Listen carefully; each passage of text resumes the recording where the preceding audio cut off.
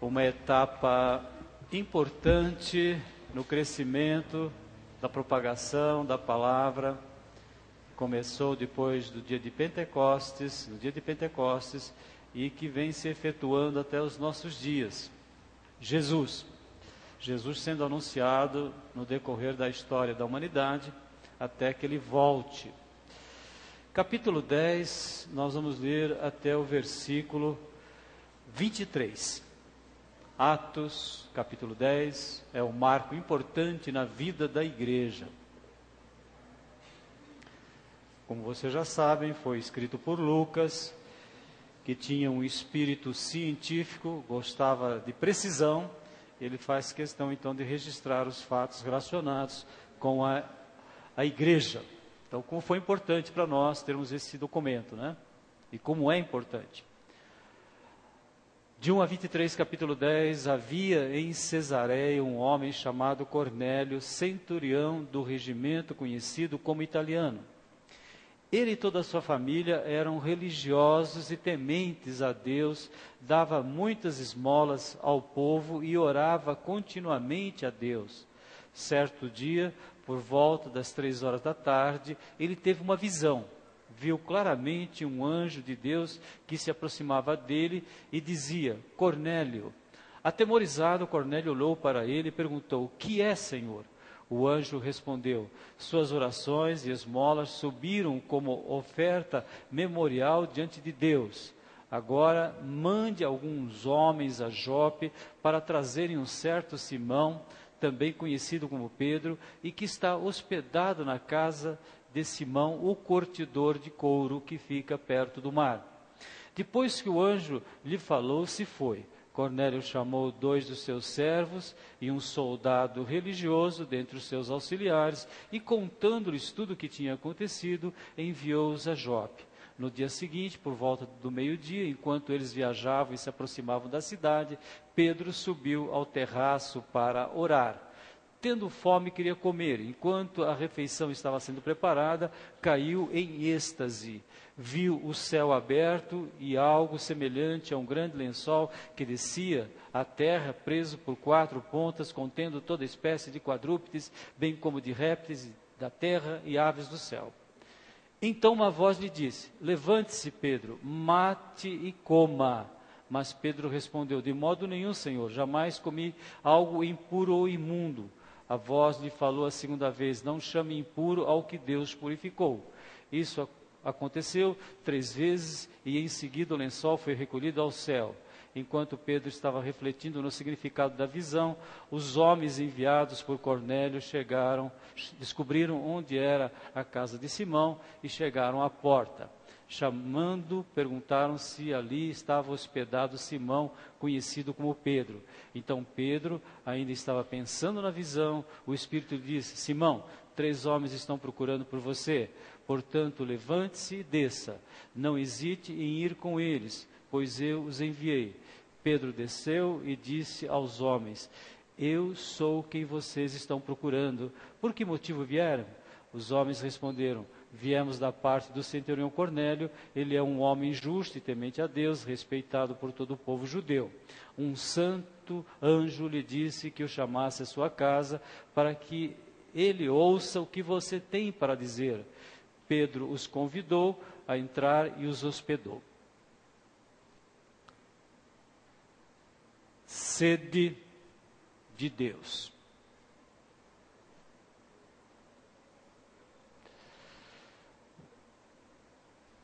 Sede de Deus. Davi, um general vitorioso, nas suas andanças de guerra no deserto, ele escreve para nós: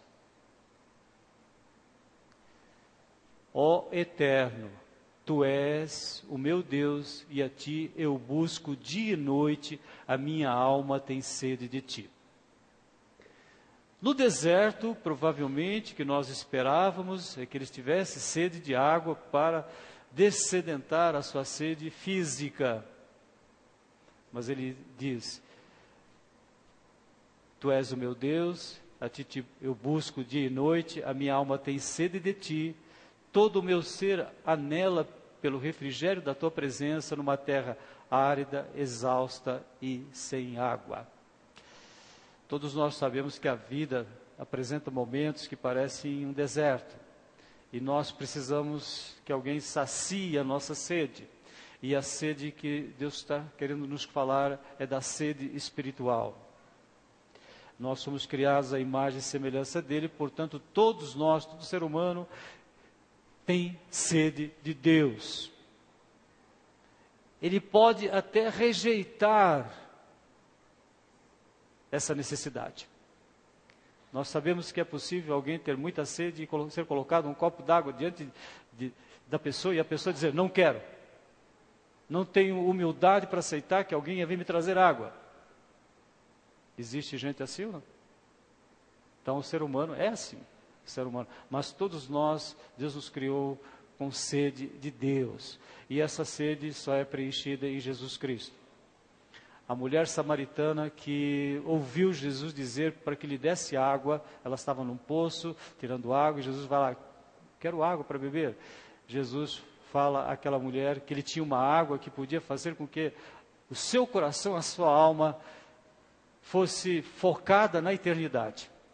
Rios de água vão correr dentro de você, em você vai haver uma fonte que vai jorrar para a vida eterna. Então, sede de Deus. Cornélio, alguém vai lhe levar água. Quem? Pedro.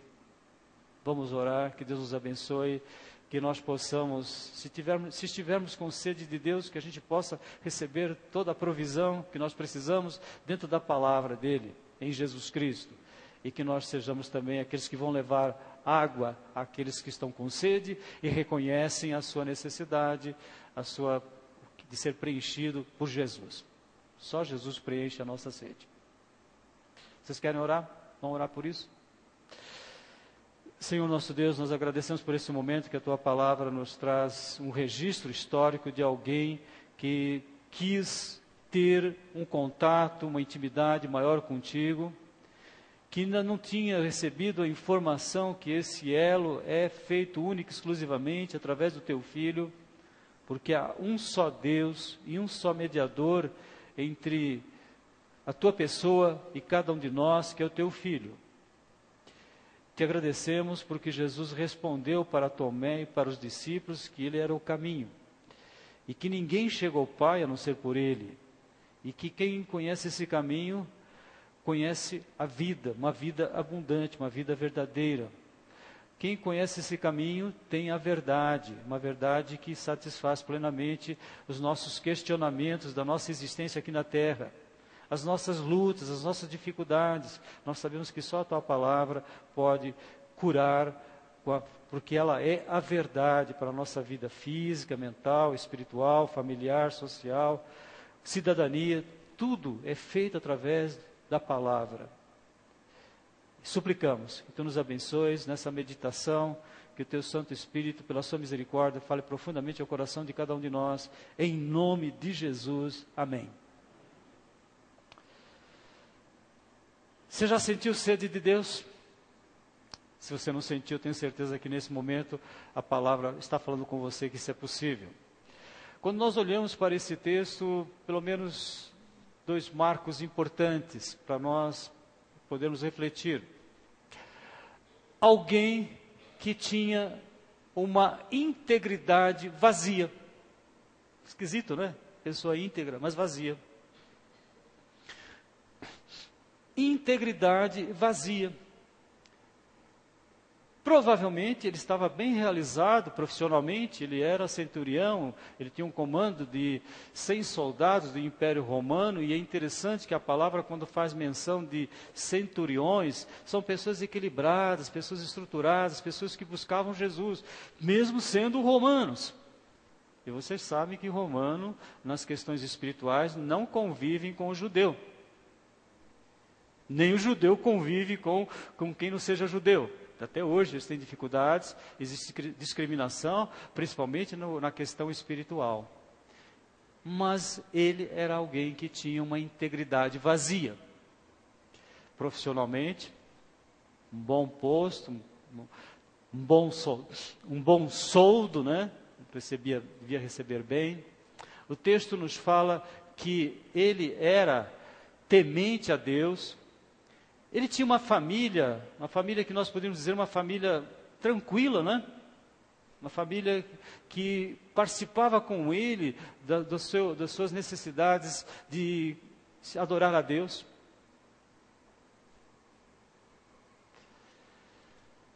Mas ele estava vazio. Havia em Cesareia um homem chamado Cornélio, centurião do regimento conhecido como italiano. Ele e toda a sua família eram religiosos, eram tementes a Deus, eles conheciam já o Deus verdadeiro, porque vocês sabem que os romanos adoravam uma infinidade de deuses que foram adaptados da cultura grega. Então eles tinham os deuses lá, tinham os Zeus, então eles tinham o Júpiter deles, muitos deuses. Mas agora nós estamos vendo alguém que já sabia que há um só Deus. Cornélio provavelmente já conhecia um pouquinho do Antigo Testamento. Era alguém que já tinha lido a palavra de Deus. Você já leu a palavra de Deus? É interessante isso, essa pergunta, né? Será que nós estamos tendo contato com a palavra de uma forma abundante? Então, Cornélio provavelmente ele conhecia bem as Escrituras do Antigo Testamento, desde Gênesis até Malaquias. Mas a integridade dele era vazia. Ele estava vazio, ele sentia vontade de conhecer algo, ele precisava de alguma coisa maior, não é? O salmista, ele retrata essa dificuldade que nós temos de controlar a nossa vida, de avaliar a nossa vida. Ele diz assim: eis que fizeste meus dias da largura de palmos, e a duração da minha vida é quase nada diante de ti. Todo ser humano, seja quem for, não passa de um breve sopro. O que ele quis dizer com isso? A vida é muito insignificante perto daquilo que ela devia valer. É muito rápido que a gente passa aqui pela terra. Os bens que nós possuímos, de repente, somem, não é? Não, temos que deixar para outros. Então, ele está colocando que, apesar de ele ter uma boa função dentro do Império Romano, apesar de ter uma família legal, tranquila, né? Temente a Deus, mas ele ouviu o que Deus tinha para dizer na sua vida. Então ele era sensível, e naquela visão ele precisou pedir então que um soldado mais 2 funcionários deles fossem até Pedro para receber mais informações. Por isso que nós vemos que o plano que Deus tem para o ser humano é muito maior do que nós pensamos, né? Quando Paulo fala de conhecermos o amor de Cristo que excede todo entendimento, para que sejais cheios de toda a plenitude de Deus. Isso quer dizer que a gente não se satisfaz com migalhas. A gente não fica satisfeito apenas com questões religiosas, com rituais. Nós precisamos de mais. O ser humano precisa de mais. Que bom, né? Que esse mais é Jesus. Conhecer o amor de Cristo que excede todo entendimento, para que sejais cheios de toda a plenitude de Deus. É isso que nós precisamos. É isso que Cornélio precisava. Ele era religioso, ele tinha uma família jóia, ele praticava esmolas, era uma pessoa, um cidadão considerado um bom cidadão, porque ele cuidava das pessoas necessitadas. Às vezes nós achamos que com caridade, cuidando bem da nossa família, sendo um bom funcionário, está tudo resolvido, tendo a nossa religiosidade, estamos bem. Mas vamos ver que não, porque nós precisamos de algo maior, cheios de toda a plenitude de Deus. E quem tinha informações a respeito disso? Não sabemos como, mas ele ouviu falar que Pedro era alguém autorizado para dar informações a respeito de sermos cheios de toda a plenitude de Deus. Talvez você esteja assustado, mas cheios de toda a plenitude de Deus. Mas é Deus que está falando isso. Efésios capítulo 3 fala isso, irmãos. Você precisa disso para cuidar de você. Você precisa disso para cuidar dos teus filhos. Nós somos muito limitados. Então, como é bom saber que Deus mandou o seu Filho para que nós sejamos cheios da plenitude dele para enfrentar todas as situações, circunstâncias da vida. Você não quer isso? Lógico que eu sei que vocês querem. Então, Pedro tinha já um currículo interessante, alguém que viveu 3 anos e meio com Jesus, foi aquele que negou Jesus 3 vezes. Isso foi muito importante na vida dele para ver como ele era frágil, como ele tinha dificuldade de manter a sua palavra. Mas ele se arrependeu, diferente de Judas, né? Ele se arrependeu e recebeu de Jesus uma questão 3 vezes. Jesus perguntou para ele se ele o amava. Ele disse: mas o Senhor sabe que eu te amo, Senhor. Então agora você apacenta o meu rebanho, você vai cuidar do meu rebanho. E quando o Espírito Santo desceu, para que os 120 ficassem cheios do Espírito Santo, 120 pessoas estavam reunidas num templo lá em Jerusalém. Quando o Espírito Santo desceu, ele foi a pessoa que Deus escolheu para pregar o primeiro sermão. Então foi ele que falou de Jesus durante um tempo ali, falou para a multidão. Depois de eles terem ouvido o Evangelho, ele pregou, 3.000 pessoas tomaram uma decisão com Jesus. Então Pedro tem realmente um currículo interessante. Ele foi autenticar a pregação do Evangelho em Samaria, porque o judeu não aceitava o samaritano, embora Samaria fosse vizinha lá da Judéia. Então você tem Judéia, Samaria e Galiléia, fossem ali vizinhos. Os judeus só se consideravam judeus, realmente judeus, que fossem judeus de verdade, genuínos. Os que estavam na Galiléia e os que estavam na Judéia. Samaria eram judeus de segunda classe. Mas ele foi lá e autenticou: não, esses samaritanos se converteram, aceitaram Jesus. Por isso que Jesus disse: as pedras, tu és Pedro, sobre esta pedra edificarei a minha igreja, as portas do inferno não prevalecerão, e vou te dar as chaves da igreja. O que quer dizer isso? Ele que levou a primeira mensagem para os judeus, ele que autenticou a mensagem para os samaritanos, e agora ele está levando a mensagem para uma pessoa que não fazia parte do povo judeu. O judeu não aceita conviver espiritualmente com nenhum outro povo. Todo mundo sabe disso? Até hoje. Eles fazem negócio, são donos de banco, de indústrias, né? Tem um poder econômico assustador no mundo em que nós vivemos, mas quando se trata de você conviver com eles espiritualmente, se um judeu casar com uma brasileira, ele vai para uma sinagoga, que aquela sinagoga é chamada a sinagoga daqueles que se casaram com brasileiras. Ele não pode ir na sinagoga que vão só os judeus que estão casados com judias. Então vocês veem como é difícil para eles, né? E Pedro, ele tinha um background, tinha lá um passado que ele recebeu, que não podia se associar com pessoas que não fossem do povo judeu. Então Deus fez questão de mostrar para ele que aqueles animais que não podiam ser usados para alimentação no Antigo Testamento, falou: olha, você vai comer de tudo isso. Ou seja, você vai pregar essa mensagem para todas as pessoas. Então nós agradecemos a Deus, porque Cornélio praticamente é o primeiro não-judeu que recebeu Jesus. Quem são os Cornélios de hoje? Somos nós. A não ser que alguém aqui tenha uma descendência de judeu, né? Mas provavelmente, se tiver, está muito lá para trás, né? Nós não somos judeus. Nós somos pessoas que os judeus chamavam de gentios. Então, por isso que a gente diz como é marcante, né? Agora, por que essa mensagem, a mensagem do Evangelho, o mensageiro, ele tem poder em si mesmo? Não, é a mensagem que ele levou. É Pedro que vai dizer assim: antes, coloquem Jesus em primeiro lugar e respondam a cada um a razão da esperança que vocês têm. Irmãos, quem pode cantar uns hinos, uns hinetos e ler a Bíblia e orar como uma pessoa que crê em Jesus? E a paz que Deus coloca no nosso coração. Então ele falou para Cornélio, ele vai na casa de Cornélio chama todos os amigos e fala: filhos, vamos ficar aqui juntos, nós vamos ouvir o que Pedro tem para dizer para nós. E uma das primeiras coisas que ele faz assim: vocês conhecem a mensagem enviada por Deus ao povo de Israel, que fala das boas novas de paz por meio de Jesus Cristo, Senhor de todos. Então a primeira observação que ele faz é que Jesus traz para o nosso coração o quê? Paz. Irmãos, é impossível ter paz se não for com Jesus.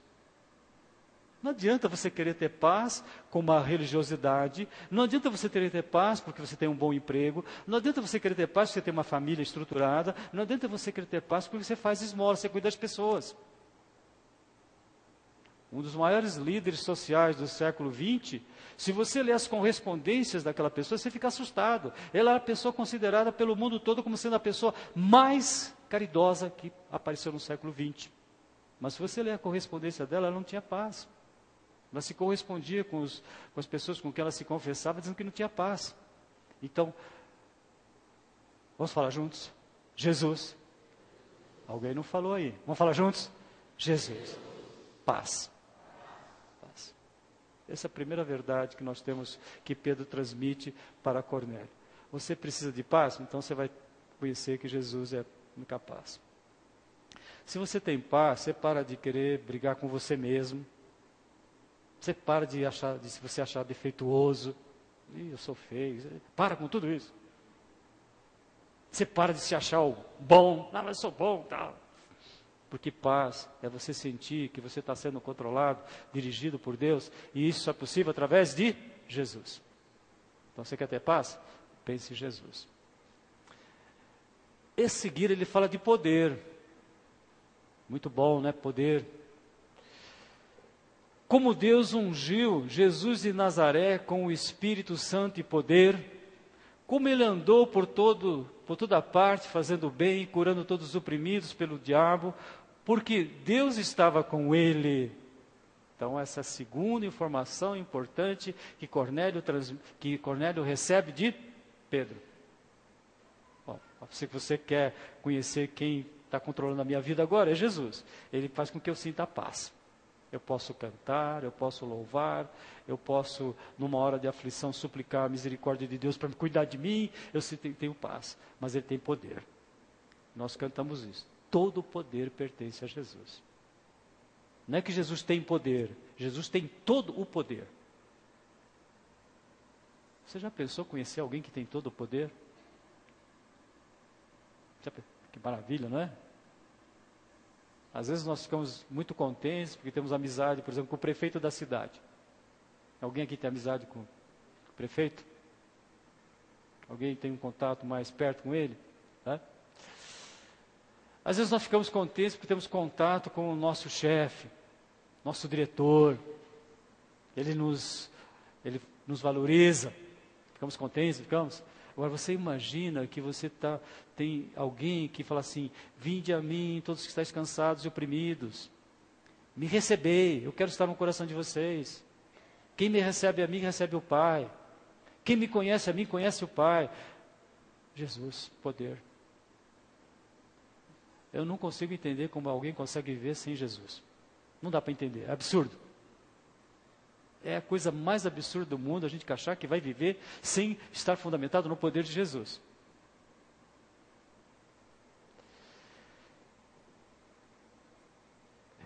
E esse poder foi tão grande, e ele então fala: nós somos testemunhas, Pedro falando, de tudo o que ele fez na terra dos judeus em Jerusalém, onde o mataram, ressuscitou no terceiro dia e fez que ele fosse visto, não por todo o povo, mas por testemunhas que designaram de antemão, por nós que comemos e bebemos com ele, depois que ele ressuscitou dos mortos. Então, paz, poder, mas acima de tudo, amor e compaixão pela vida de cada ser humano. Jesus disse: ninguém tem maior amor do que aquele que dá a sua vida pelos seus amigos. E é isso que Jesus vai e faz. Ele morre em nosso lugar. Foi isso que Pedro anunciou, que Deus informou o Cornélio: olha, sabe o que Jesus fez? Jesus morreu por você. Você recebe paz, você recebe o perdão, você recebe poder, porque Jesus morreu por você. E o resultado de que Jesus morreu por nós é o perdão. Então nós estamos aqui hoje contemplando o que Deus fez na nossa vida. Nos apresentou Jesus para que nós pudéssemos ter paz. Nos apresentou Jesus que tem poder. Nos apresenta Jesus que morre, que tem um amor tão grande que morre em nosso lugar. E Ele morre em nosso lugar para que nós tenhamos perdão. Nós cantamos um hino, há momentos que nós pensamos em olhar para trás. Só Jesus pode fazer com que você fale assim: olha, o meu passado está lavado pelo sangue de Jesus. Deus não quer saber nem o ontem de cada um de nós. Ele quer saber o arrependimento, se você está arrependido do que você fez ontem. E Ele quer saber se você quer começar uma vida nova hoje. Se você ainda não tomou uma decisão em crer só em Jesus, começar com Jesus. Se você já crê em Jesus, Ele renova todos os dias o perdão no nosso coração. Quem é Deus semelhante ao nosso, que pega os nossos pecados e joga no fundo do mar? Quem é Deus semelhante ao nosso, que pega o nosso passado, nossa ficha criminal, né? Espiritual, né? Você pode não ter uma, graças a Deus, a gente não tem, né? Mas lá no céu todos nós somos devedores. E Ele fala, Jesus morre para que a gente possa viver o perdão. Irmãos, aquela família, mais os amigos que Ele convidou, os vizinhos que estavam ali, provavelmente alguns soldados que faziam parte da sua guarnição. O que aconteceu? Eles ouviram, eles tiveram sede, Deus trouxe a água que eles precisavam, que é Jesus. Quem crê em mim, se fará nele uma fonte que jorra para a vida eterna. E aqui, então, nós vemos o relato final, que diz assim, enquanto Pedro ainda estava falando essas palavras, o Espírito Santo desceu sobre todos os que ouviram a mensagem. E ao ouvir a mensagem, logo eles perguntaram, e agora, por que a gente não pode se batizar? Sim, você pode se batizar já. Porque Jesus disse, portanto, ide e fazer discípulos em todas as nações. O discípulo é uma pessoa que tem capacidade de entendimento e capacidade de autodeterminação. É um ser humano, com as suas capacidades cognitivas, para poder decidir o que ele quer e o que ele vai fazer. Aí ele se batiza. Por isso que o batismo que está na Bíblia é esse. Portanto, ide e fazer discípulos, todos aqueles que crerem devem ser batizados. E eles logo quiseram se batizar, e a família toda e os amigos participaram do batismo. Nós temos alguns irmãos hoje nos falaram, olha, pastor, eu quero me batizar. Glória a Deus por isso. É a coisa mais simples do mundo, mas a coisa talvez mais importante na fase da vida que você está. Porque você já aceitou Jesus. Então o batismo é simplesmente dizer assim, Jesus, eu quero te obedecer. Eu quero dizer para as pessoas que agora eu sou teu. É um ritual. Jesus deixou só 2 rituais. E aquele ritual eles celebraram ali. Que bom, né? Cornélio, família, se batizaram. E começaram uma vida nova.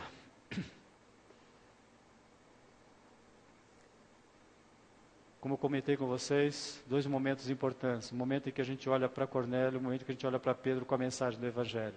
Na verdade, a gente não olha para Pedro, a gente olha para Jesus, né? Porque ele está trazendo Jesus para aquela família, para aquela guarnição do exército romano, para os amigos de Cornélio.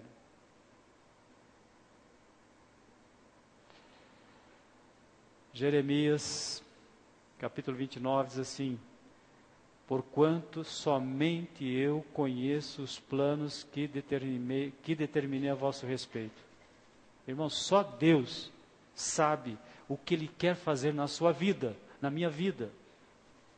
Mas Ele revela para nós o que Ele quer fazer.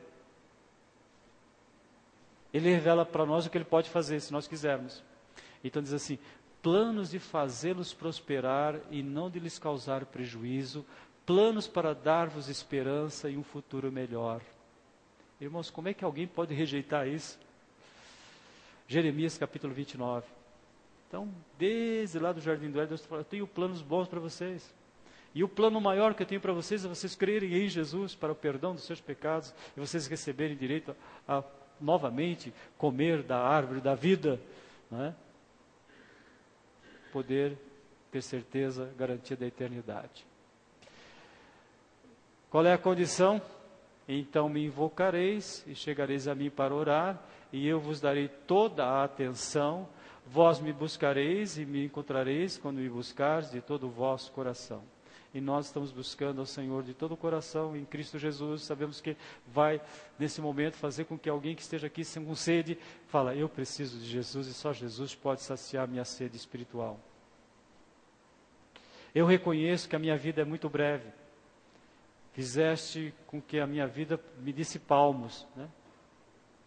Mas tá falando aí, estão falando em chegar a 120 anos, né? As crianças de hoje, se tudo correr bem, pode chegar a 120 anos, né?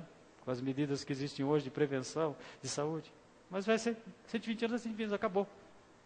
Mas é 150, vai acabar. São palmos. Mas como é bom você ter certeza de que A água que Deus nos oferece é para a vida eterna. Por isso que ele diz, eu sou o pão da vida, quem vê a mim jamais terá fome, e quem crê em mim jamais terá sede. Eu sou o pão da vida, quem vê a mim jamais terá fome, e quem crê em mim jamais terá sede. Crê em Jesus? Amém? Vamos falar juntos? Jesus no nosso coração. Jesus no meu coração. Jesus no meu coração. É aí que Ele quer estar. Muitas vezes a gente conversa com as pessoas e fala, onde está Jesus? E fala, Jesus está aqui do meu lado, Jesus está no céu, Jesus está em todo lugar. Mas a gente não fala o mais importante. Porque para mudar a nossa vida, tem que mudar o quê? Nosso coração. Amém? Tem ou não tem? E para mudar o coração, ele tem que estar lá dentro. E ele só entra, ele bate a porta, e só entra quando alguém diz, pode entrar. Estou à porta e bato, se você ouvir a minha voz. Vamos orar? Agradecer porque Jesus bateu na nossa porta já lá no passado, nós o recebemos, e Ele então tem planos de nos fazer prosperar espiritualmente. E principalmente, cada dia a gente louve a Deus, agradeça mais a Deus pela paz, pelo poder, pelo perdão, pela sustentação que Ele faz para nós agora e pela vida eterna. Você precisa de vida eterna? Todos nós precisamos. Né? Quem creu, já pode batizar. Às vezes perguntam, o que precisa me batizar? Só crer. E é uma coisa tão simples, que muda totalmente a nossa vida. Porque a gente cumpriu mais uma etapa da vontade de Deus. O batismo não salva ninguém. Quem salva é Jesus. Mas ele é importante para a nossa vida espiritual. Senhor nosso Deus e nosso Pai, te agradecemos pela tua palavra que nos traz esses fatos históricos da conversão de um soldado romano que era discriminado pelos judeus, soldado que também pelo seu lado discriminava os judeus, mas ele teve o conhecimento de que há um só Deus, mas isso não era suficiente, ele sentiu ainda um vazio, ele era uma pessoa íntegra, mas vazia. Por isso nós te suplicamos que, através do poder do Espírito Santo, cada dia mais pessoas possam tomar essa decisão de querer conhecer o Teu Filho. E sabemos que o Teu Filho está acessível para todas as pessoas no nosso país. Aqueles que ainda não têm essa possibilidade, nós suplicamos pelos tribos indígenas, por povos que ainda não conseguem ter esse contato verdadeiro com o Teu Filho, mas aqueles que o têm, que eles possam tomar uma decisão contigo e que nós sejamos os mensageiros dessa palavra. Da mesma forma como Pedro, ele fez isso, cada um de nós depois tem que santificar a Cristo no coração e estar sempre preparado para responder com mansidão e temor a qualquer um que quiser conhecer melhor o Teu Filho. E te louvamos porque isso é feito através do poder do Espírito Santo e no nome de Jesus. Amém. Então, Deus abençoe, uma boa semana, bastante água espiritual, Jesus na palavra, na oração. Amém?